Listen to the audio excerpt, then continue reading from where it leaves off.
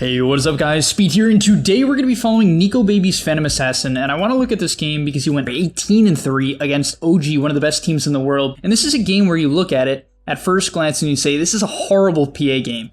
I mean, OG's lineup is basically all magical damage besides Elder Titan, and even Elder Titan is somewhat of a counter to PA, right? I mean, his Earth Splitter can literally almost one-shot her. And so all in all, how do you make a game that looks pretty bad for PA go pretty well? Well, we'll talk about his item decisions that allows him to do this, his farming patterns, and everything of the like, so that you guys can put it into your own game as well. But before we hop into it, of course, remember to smash the like button and subscribe to help our channel grow. And of course, subscribe to the GameLeap website. I've made a couple videos that I really want you guys to check out as of late. I just made a video where, in my recent Battle Cup, I talk about how I played against an Abaddon Lich lane. A lane that was absolutely brutal. I still managed to get out of it okay, get enough farm, and recover. And I talk about all those decisions throughout the game in the moment. And so I think it's really useful. So click the link down below, sign up, and now let's get into the video. So the first thing I'd like to note about Nikobaby's gameplay that's important in this game is his item build. So he buys a ton of stats. Now, what's the reason for this? Why not just go a little bit greedy? Why not buy one Wraith Band and then go straight for a Battle Fury? The reason for this, at least from what I would think to be the case, is that if he was to jungle early into this game, there's a couple problems with that. OG could easily invade the jungle. They have a Skywrath Mage mid, a very mobile 4 with an Ember right here with a lot of catch. They have Stampede, and all in all, they could easily invade the jungle and try to catch him out, right? They could single him out, smoke, and gank him in the jungle. Now they could also do that to him in the lane, but the second point I want to note is important as well. Look at his two other heroes. He has an Underlord mid, a hero that needs a lot of farm, and then he also has a Nature's Prophet top, another hero that needs farm. These are heroes that they can't just sacrifice their own games. They don't roam that well, right? You're probably saying, oh, Speed, Prophet doesn't roam well? I mean, he roams well occasionally, but definitely not when his ultimate is down. And so all in all, it's not a great game for Alliance to fight early. And so what they need to do is buy stat-efficient items so that they can stay in their lanes for as long as possible. And that is what Nikobaby does here. You can see he has 2 Wraith Bands and a wand, buying the Gloves of Haste and also picking up a broom handle. And now because of this item build, you're going to see that he can actually take these early game fights. Not that he couldn't without them, but it's obviously significantly easier, and he's able to take down Seb, who's a very, very tanky hero. On top of that, I like his decision here to back off after killing Seb, and let's talk about why. This is extremely good map awareness. Now, maybe it's not Nikobaby's map awareness, it could be his team telling him this, but you see the Skywrath Mage in the river? Well, that means they have to run away, and so they're very smart to understand that, okay, if they fight into this Thompson Skywrath, who is level 8 with 4-0 talismans, they will get shredded. And what's really interesting to me this game, almost odd to me, is that the first TP of the game is him TPing top here. And what's really weird is he's actually pinging it, as if he doesn't want to farm it himself. And I think the reason for this is he's very concerned about committing TP, because he knows that OG's game plan is to run at him. Why? Because that's Alliance's win condition. The PA is the win condition. Underlord's not going to carry the game. I mean, Prophet could, right? It's possible, but it's really going to be the PA, especially against OG's team comp later on. Early game, it's a horrible PA game, but later on, when she has a BKB, it's actually quite good. The next thing that I like that he abuses is his stats, once again. But it's in a different context, so it's not just to sustain the lane at this point, it's so that he can just bully people out of the side lanes. And carry players are so bad at this. They're horrible. Actually, most Lomar players just never play the side lanes. They don't take 1v1s. Guys, it's a very important thing to be able to do, to just say, okay, even though Seb is theoretically very tanky and good against my hero, I can catch him off guard with this blur and do quite a bit of damage before he can react. And because of that, he can somewhat win the trade. It doesn't go perfect right away, but it's good enough for him to pressure Seb a little bit. And this is what I see that's different from Nikobaby to a lot of carry players. He's very, very willing to actually put pressure on the map, even as a hero like PA. In fact, he seems very, very reluctant to jungle. On top of that, look at this map awareness. It's crucial. He's always paying attention to the map. He sees that the Skywrath Mage is shifting up here, and because of that, he shifts away and avoids yet another gank. That's 2 in a row now. And people ask me, Speed, why can't I gain MMR? It's things like that. He has a little bit of patience, and he doesn't TP away from top. What would most players have done there? Be honest, guys, what would most players have done? They would have seen a Skywrath coming top, and they would have TP'd bottom. Or they would have TP'd mid. Nikobaby understands that if the gank doesn't go through, if Thompson doesn't find him, Thompson's not going to stay top. Tossin's playing Skywrath, he's not going to siege a tower, and so with a little bit of patience, he's able to get a full, couple of waves, which is a huge deal for PA. Being able to find lane farm at this stage of the game is crucial. And once again, this is where Nikobaby, his decision making is so much different from a lot of the players that I see. He's very comfortable on fighting with PA. And I do want to say once again, I like this primarily because his item build revolves around it. He bought items to fight, and so him TPing in to fight makes a lot of sense. Also, OG is currently chasing his team, and if you guys know anything about my videos, when I'm telling you about how to become a farmed carry player, you only want to take the fights when the enemy team is running into your team, because it means that they're going to have committed spells already, right? In this case, they've committed basically everything, and it also means that you'll be able to pick the targets that you want. Now, in this, this case, the fight ended up being horrible, but that goes to show that carry players, it's not like they always know. The pros don't always know when to TP in. They don't have some perfect, a meter where it's like, oh, this is the perfect TP. They have no idea. But what they do know is that mid fights are particularly good, right? You can always TP out of vision. You can clean up. It's just a generally good area to fight. Also, you always see that these pro teams want to defend the mid tier 1 tower. And yeah, that's clearly what he's looking to do here. And really, it is fascinating to watch him play. So he spends a little bit of his downtime with his Iron Talon, clearing up the camp. I'm not gonna lie, guys, I personally would not do this. I'm being straightforward, but this is why I love watching these games. It's so cool. It's such a different perspective. He's willing to just not kill half the Ancient Camp, which means he's not gonna have another full Ancient Camp when he goes back to it, and show up to another mid fight.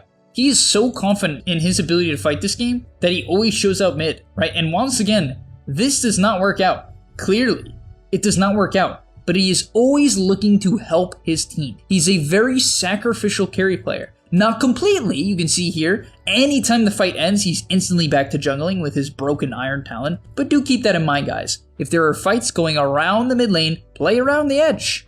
Wait for an opportunity to jump in, wait for someone to be low on HP and quickly kill them.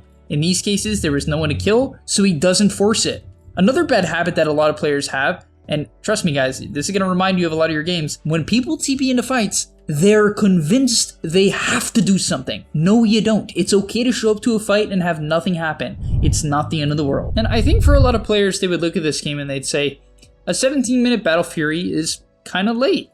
And I mean, to be fair, he has treads, 2 Wraith Bands, and a wand, so it's a lot of stats. But at the same time, his perspective of Dota is different. He wanted to try to help his team. Now, usually as PA, it's not something that's advised because the hero is very difficult to fight with, but with a lot of stats and heroes like Tusk and Snapfire and Underlord to back you up, it does make sense why he would show up. Nonetheless, though, after that, the game becomes very defensive. You'll see once he hits his Battle Fury timing, he doesn't even consider showing up to fights, because at this point of the game, all of his net worth is into a farming item. Not that you can't fight with Battle Fury, you can, and you'll actually see another good play by Nikobaby coming up here in a second, but overall you're going to want to dodge because you have a Battle Fury. I mean, look at the carry ET. He has an Echo Saber. He has an item that actually allows him to fight and a point booster. And so, yeah, that's the perspective there. And the next clip that I really love, I really love this. Also, he has his level 15 talent, which is the broken PA talent. It's literally broken. But this is what I love.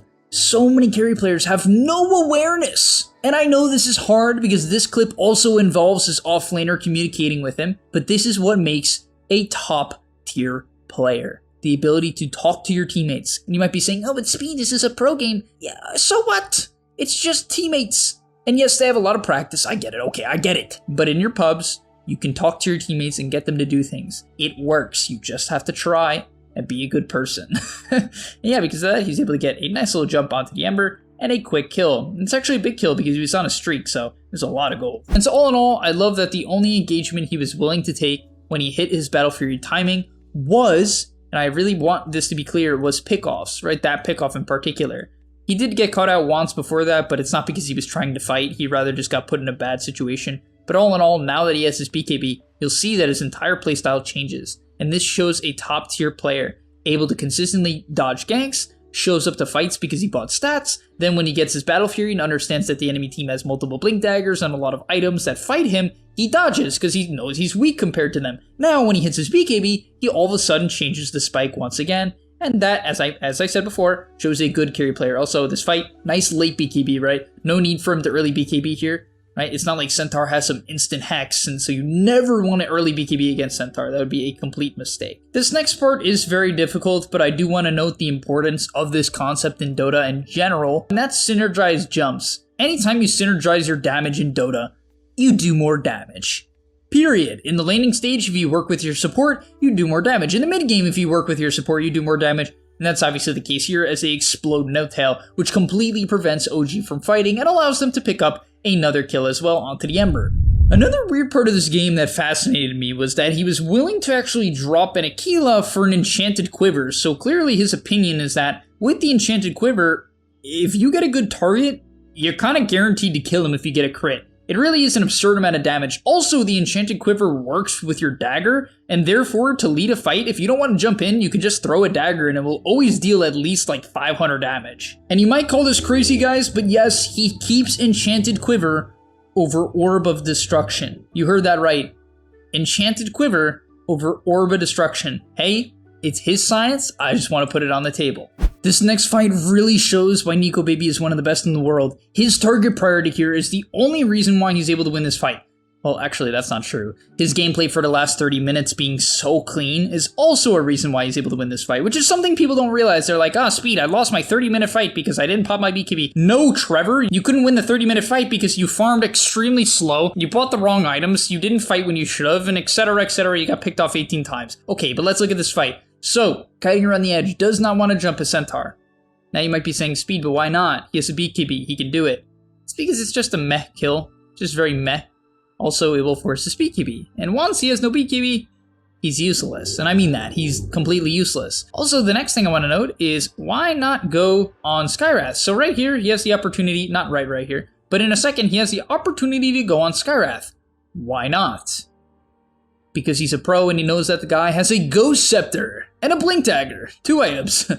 And so all in all, like, just that is such a big deal, right? It really is. But also now the Orb of Destruction plus crit, and yes, he did swap his items, so he decided to go for the more traditional build, allows him to completely explode the CM. Also, once again with the BKB, very important decision, late BKB. This game, he can basically always late BKB, and that's because the enemy team does not have instant disables. They don't. They have silences, they have chains. The only thing he has to be worried about is Hoof Stomp, and in this case, Seb has already committed in, and so he BKBs as late as humanly possible, picks up a kill onto the Centaur, follows up onto the Ember, and yeah, actually eventually just barely ends up living.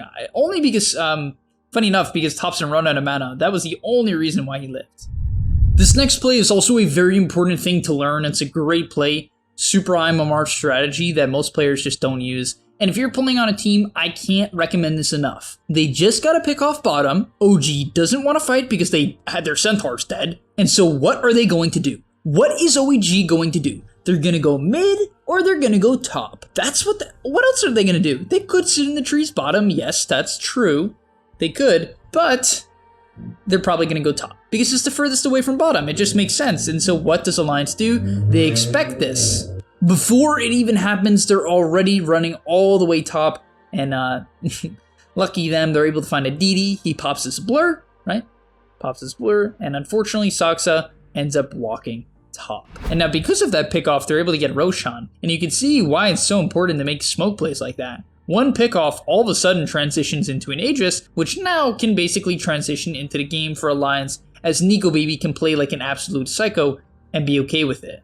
But actually, that's not fully true. Even though you have Aegis, doesn't mean you should run up high grounds. Now, the question I want to ask you guys is, can PA siege this game? Can she walk up to the tower and hit it? I think the answer is no. Not at all. I think she'll get Echo Stomped, Blink Stunned by the Centaur, maybe. But really, they can just spam long-range spells. They can spam Crystal Nova, Echo Stomp, Chains, and most importantly, Skywrath spells. So she can't high ground. And if she does high ground, her Aegis will get burned immediately, or her BKB will get burned immediately, and then she's just useless. And so instead, she goes for a pickoff play, because that's what PA excels at. Pickoff plays. A very nice play by Alliance to, hop in here with the Snapfire, get down a deep ward, and now he can jump the Skywrath. Even though Skywrath has a Ghost Scepter, he has an Abyssal Blade, so Thompson does not have enough time to react, and the dagger actually kills No-Tail as well, which is, I feel bad for No-Tail, honestly. Look at this, guys, look at this clip. Watch No-Tail. He blinks in here. throws the dagger, just happens to go to no-tail. Oh, that's so sad. But that's PA late game. You take the crit talent. I do like the other talent as well, the 100% coup de grace critical damage, but hey, triple dagger, it's really good for clearing waves and dealing with pesky supports like Crystal Maiden.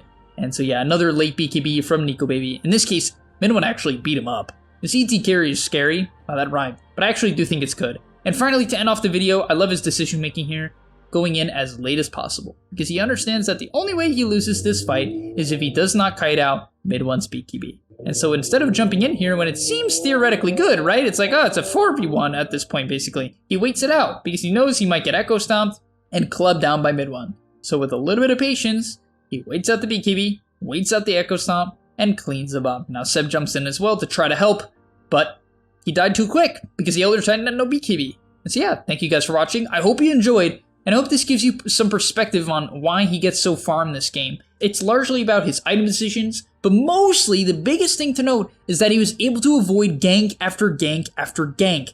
Also, he was willing to stay in lanes and had patience. Carry players are they're way too focused on leaving the lane if it's even mildly hard, when sometimes you just need to wait in the trees and have a little bit of patience so that the enemy team leaves and you can continue to farm that lane. But thanks for watching. Smash the like button, subscribe if you haven't already, and I'll see you in the next one. Before you leave, just want to say a quick message. If you're trying to get better at Dota or you just enjoyed that video, I know this is pretty general and you're going to hear this quite a bit from me, but I recommend you sign up to GameLeap.com. Why? Because I put a lot of effort into the content over there, and generally the effort I do there is different from the content you're going to see here on YouTube. It is different. In fact, I usually go a lot more in depth on topics or into niche topics that help you get to the next level even faster. Because on YouTube, I often have to keep it more mainstream, and that's even why I'm putting it at the end of this YouTube video. That's why this is at the end, because a lot of people just watch 5 minutes, they skip through just for like the dopamine spike. But if you are interested in actually getting better at Dota, I recommend you go to the description down below, get your discount right now by clicking the link, sign up, use the discount code that you're going to see there, and I hope to see you there right now. So click it, and yeah, thanks for watching.